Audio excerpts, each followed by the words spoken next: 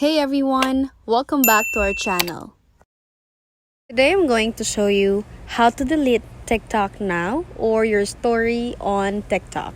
First, open TikTok and then make sure you're logged into your account. Now go to your profile on the lower right part of your screen, the person icon, press that. And then from your profile, tap your picture icon in order for us to see your TikTok now or your story on TikTok.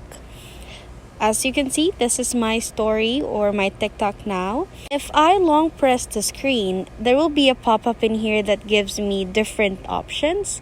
So I'll have an option to delete my TikTok now or my TikTok story. And the other option is on the lower right part, you'll see 3 dots. Once you tap that, you'll see these 3 options where you can again delete the said video.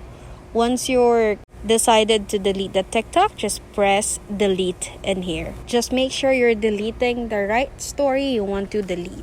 Okay, now it's already deleted. When I press my picture icon in here, it will not show up anymore. And that's how to delete TikTok now or TikTok story. If you like this video, please give us a thumbs up, comment down below, and subscribe to our channel.